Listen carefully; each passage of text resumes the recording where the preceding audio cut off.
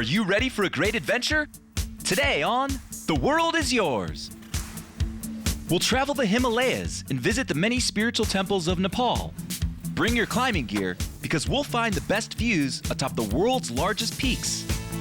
From the mountains of South Asia to the skyscrapers of the American Midwest, our journey will take us to the great city of Chicago. We'll have to ride the L if we hope to see all Chi-Town has to offer. And we'll finish our adventure sailing the Adriatic Sea, taking in the beautiful coastline of Croatia.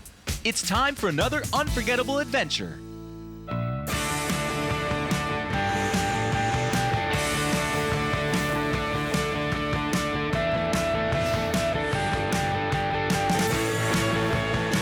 The world is waiting, and the world is yours. A very small nation bordered between China and India, two of the largest, Nepal is home to 8 of the world's 10 tallest mountains. The history of this great nation has been recorded all the way back to the Neolithic age. The name Nepal first appeared in texts from the Vedic age, the era in which Hinduism formed, the predominant religion in the country. It is believed that a Hindu sage named Ne settled in the valley of Kathmandu, and because the land was protected, or Pala, the region was called Nepal. And Gautama Buddha, the founder of Buddhism, was born in southern Nepal. The convergence of all these great Eastern religions gives Nepal tremendous spiritual importance, as well as striking natural beauty. From the southern lowland plains, or Terai, where the Kosi, Narayana, and Karnali rivers run free through the hills, to the peaks of the Himalayas, and the valleys caused by their glacial flows, Nepal has one of the most unique landscapes on the planet. It's going to be a lot to take in, so where should we start to get the best view? What better place to start than at the greatest elevation and the highest vantage point in the entire world, at the top of Mount Everest. At a staggering 29,029 feet above sea level, that's almost 5.5 miles high. Everest is more than double the height of the tallest mountain in Colorado. It's a climber's dream to reach the top of Mount Everest. And there are 2 paths to the summit. One on the north, on the Tibet side of the mountain, the other on the south from Nepal, by which most climbers trek. A journey to the top of Mount Everest can be dangerous, but some of the most trained mountaineers have attempted and succeeded to reach the pinnacle of climbing. The first to officially reach the top from the southeast ridge were Tenzing Norgay and Edmund Hillary in 1953. Tenzing had even come close the year before, reaching 28,199 feet before turning back. So close. Shortly after, the Chinese mountaineering team of Wang Fuzhou, Gun Po, and Chu Yuno reached the top from the north side of the mountain in 1960. Only few since then have had the privilege to witness the breathtaking scenery from atop the summit. It's no wonder the Tibetan name for Everest translates to Holy Mother. It's a pretty majestic experience. All that mountain climbing is going to work up an appetite. And Nepal has a wide range of amazing local cuisines for us to try, each unique to the geographical areas of the country, with Chinese, Tibetan, Indian, and Thai influences. The most common Nepalese meal is dal bhat tarkari, and the name itself breaks down its ingredients. Dal, a soup made of lentils and spices, served over boiled grain like rice or bat, and a meat or vegetable curry, tarkari, is a standard meal often eaten twice a day. Just want a snack on the go? In Nepal, you can buy some popped maize called kaja, which translates to exactly that. Eat and run. Let's wash it all down with something sweet to drink. Chia, or tea, is often taken with the juice of sugarcane, sarbat, and buttermilk, mahi. And we can finish our Nepalese meal with a special local rice pudding known as kheer. Each region of Nepal has its own variety due to the things that grow in those regions. Khas and Pahadi cuisines are rooted in the hills. They're made up of a lot of vegetables and citrus fruits. The Takali cuisine, based on the hills and the lowlands, is less vegetarian than the Khas in the hills. Thakali eats sheep meat, called beta, which is sliced and dried over a cooking fire. The food of the Himalayas is based in grains, potatoes, and the milk and meat of the yaks that roam the mountainsides. And living in an urban culture, the Newars have similar meals to the Pahadi in the hills. But the preparation and presentation is much more varied than the simpler and more generic Pahari cooking. No matter where you travel throughout Nepal, whether atop the mountains, high above the clouds, or in the valleys below, you'll have a completely different and unique dining experience. After eating that well, we need a place to relax. So let's head over to Phua Lake. The stunning Phua Lake is a freshwater lake in the south of the Pokhara Valley. It's the second largest lake in Nepal, and though its water all comes from streams in the valley, a dam regulates the water reserve, making it a semi-natural freshwater lake, and the most visited lake in the country. People come from all over Pokhara City to participate in water sports at Phua Lake. So many people visit the area that a tourist district has developed on the North Shore, with hotels, lodges, shops, and restaurants. The water in the lake even generates the power for these. How cool is that? It's an amazing environmental economy. Phua Lake is also home to one of the most important religious monuments of Pokhara, the Tal Barahi Temple. The two-storied pagoda sits on an island in the middle of the lake and is believed to be dedicated to the Hindu god Durga, the protector of gods. You can feel the positive energy in this spiritual landmark, used for worship by Hindus and Buddhists alike. It's hard to leave such a zen place like Nepal. But with so much to explore, we've got to journey on to our next destination. But first, let's test your world knowledge. The city of Chicago annually dyes its river what color in honor of St. Patrick's Day? A. Orange. B. Green. C. Red. D. Purple. The answer coming up when we return to The World Is Yours.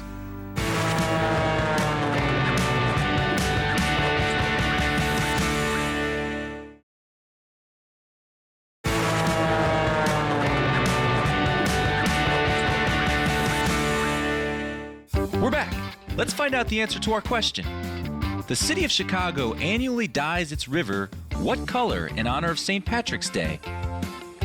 A. Orange. B. Green. C. Red. D. Purple. If you guess B, green, you're right. The Chicago River is dyed green the week of St. Patrick's Day to signify the beginning of the city's festivities. If you're looking for a hub of American culture and ingenuity, you need look no further than the windy city that is Chicago, Illinois. The name Chicago is derived from a French rendering of the word chicaquois, a type of wild garlic. Henri Joutel wrote in a journal in 1687 that he had arrived at a place called Chicago, named for its abundance in this type of wild garlic. The city of Chicago was incorporated on March 4th, 1837, and for decades after, became one of the fastest growing cities in the United States. The burgeoning economy attracted rural residents as well as immigrants. Manufacturing, retail, and finance sectors influenced the American economy. And in 1848, the Chicago Board of Trade was formed. Political prominence rose in this time, and an Illinoisan by the name of Abraham Lincoln was nominated for president at the 1860 Republican National Convention in Chicago. He would go on to win the election and become the 16th president of the United States. Now the third most populated city in the United States, Chicago underwent a major rebuild after the Great Chicago Fire of 1871. The construction boom afterwards led to an accelerated population growth, as well as improved standards to urban planning and new architecture styles, one of which is known as Chicago School. By 1900, Chicago was one of the 5 biggest cities in the world. During this time of rebuilding and restructuring, steel and stone foundations replaced the wooden buildings of the past. And in 1885, with a steel skeleton foundation, the world's first skyscraper was built. At 10 stories high, the home insurance building was the first of the modern skyscrapers, and it paved the way for what would later become the tallest building in the world, a title it would hold for 25 years. The Willis Tower. Originally named the Sears Tower, the 110-story building stands at 1,450 feet and surpassed all other skyscrapers when it was completed in 1973. Now, it remains as the second tallest building in the United States and 16th in the world. It is widely considered architect Fazlur Rahman Khan's greatest achievement. So, Khan, along with architect Bruce Graham, designed the building to be made of 9 square tubes. Each tube was essentially a freestanding building, and the design was structurally and economically efficient, providing more space, rising higher, and yet costing much less per unit area than the tallest building at the time, the Empire State Building. The structural system was so effective that it became a major influence in future skyscraper construction. In honor of Khan's creation of this design, a sculpture was commissioned for the lobby of Willis Tower. We can see that and more as we travel to the Sky Deck. At the 103rd floor, the Sky Deck is the highest observation deck in the United States. You can even feel the building sway on a windy day. Don't worry, it's safe. The Sky Deck has a 360-degree view. You'll be able to look out across the entire city. Down below us is one of the biggest public parks in Chicago. Let's go. To Millennium Park.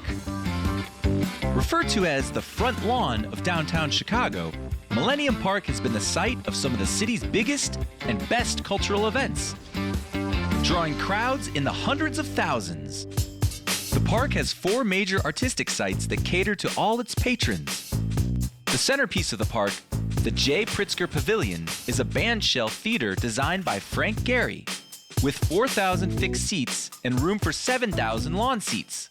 It's one of the best venues in the city to see live music, and is the home of the Grant Park Symphony Orchestra and Chorus, and the Grant Park Music Festival. From music to sculpture, the AT&T Plaza is the home of the famous Cloud Gate, commonly referred to as the Bean because of its shape. The 3-story reflective steel sculpture, designed by world-renowned artist Anish Kapoor, distorts the reflection of the sky, the city skyline. And even the tourists visiting this Chicago staple get to have their picture taken. Have a look for yourself. You can even walk underneath. How cool is that? Nearby is the Lurie Garden, an expansive public garden at the south end of Millennium Park. Designed as the world's largest green roof, the garden is made up of 2 plates. The dark plate is meant to depict Chicago's history, with shade-loving plants and trees, a canopy for them. And the light plate, open and bright, represents Chicago's future. With so many wonderfully innovative ideas, the future is very bright in this city. There's been so much to see outside, but did you know there's a place that houses over 32,000 animals inside? That's right. I'm talking about the Shed Aquarium. The Shed Aquarium first opened in 1930 and was once the largest indoor aquarium in the world, containing 5 million gallons of water. It holds 1,500 species: fish, marine mammals, birds, snakes, amphibians, and even insects. Located right on Lake Michigan, the Shed Aquarium shares its location with some of Chicago's other amazing museums, like the Adler Planetarium and the Field Museum of Natural History. These 3 make up Chicago's museum campus and are some of the most visited museums in America. In 1973, the Shed Aquarium was added to the National Register of Historic Places. Between Chicago's cultural and historical landmarks, its bustling city life, vibrant communities, plus its own unique local food dishes, like deep dish pizza, Italian beef sandwiches, and Chicago-style hot dogs, it's no wonder it's one of the best cities in the world. And like this lakeside metropolis, it's time to sail away to yet another breathtaking coast. But first, let's test your world knowledge. People in Croatia speak many different languages. Which of these is the official language of Croatia? A. Hungarian. B. Italian. C. Croatian. D. Serbian. The answer coming up when we return to The World is Yours.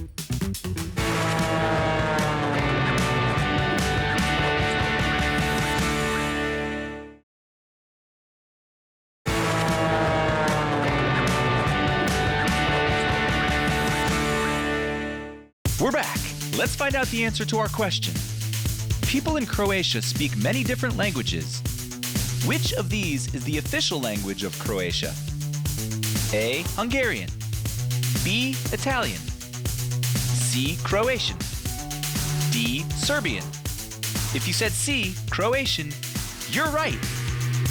The official language was Serbo-Croatian until 1991, when it was changed to Croatian, even though Croats referred to it as their language, even during socialist rule. The Republic of Croatia can be found in Central and Southern Europe along the Adriatic Sea and shares borders with Slovenia, Hungary, Serbia, and Bosnia and Herzegovina. The Croatian capital and largest city is Zagreb, and in a country with a total area of 21,851 square miles, the population is only about 4.2 million people. That's half the population of New York City.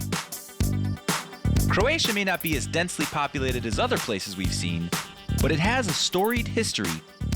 Long before the Croats settled in the area that is now Croatia in the early 7th century, the area had been inhabited throughout the prehistoric period.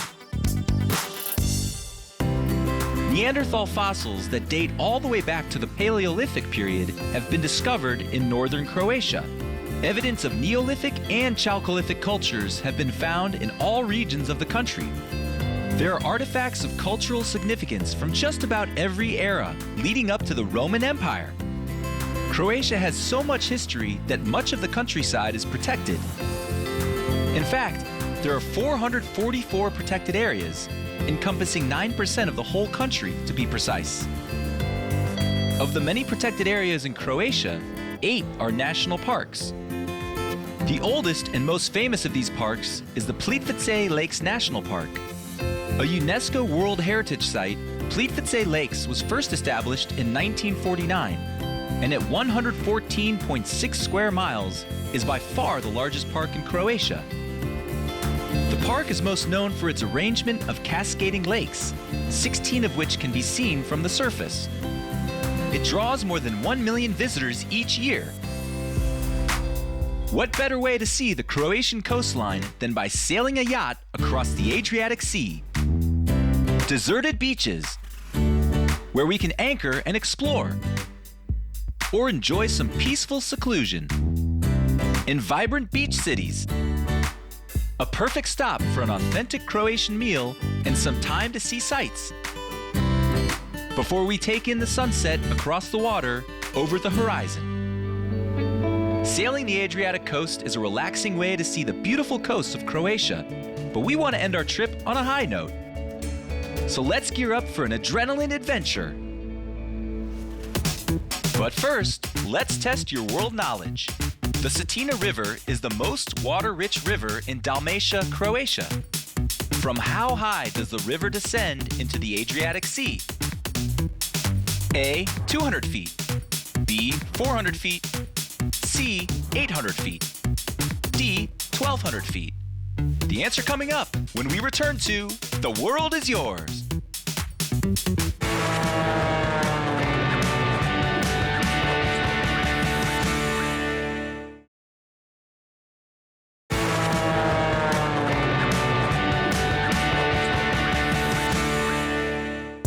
We're back. Let's find out the answer to our question. The Cetina River is the most water-rich river in Dalmatia, Croatia. From how high does the river descend into the Adriatic Sea? A. 200 feet. B. 400 feet. C. 800 feet. D. 1,200 feet. If you said D. 1,200 feet, you're right. The exact elevation of the Cetina River's source is 1,263 feet above sea level. And it's here where our most exciting excursion takes place. If we want to see the landscape surrounding the Cetina River, we can only do it one way: ziplining. Hanging nearly 500 feet in the air, we will glide down the steel wire, taking in all the sights of the Cetina Canyon. It's lush forests with crystal clear water below us. Traveling upwards of 40 miles an hour, ziplining will be a fast ride. There's no way we won't get everything in moving across the canyon like that. And there's so much more to do, like rafting, kayaking, and rock climbing. It's an adrenaline junkie's paradise. In just 30 minutes, we've reached the summits of the Himalayan mountains in Nepal. Listened to some music in the Great Millennium Park and got a silly picture taken in front of the Bean in Chicago. Sat on the floor with our friends while eating exquisite local dishes with our fingers. And we finished off an amazing adventure by cruising through the Croatian canyons on a very speedy zipline.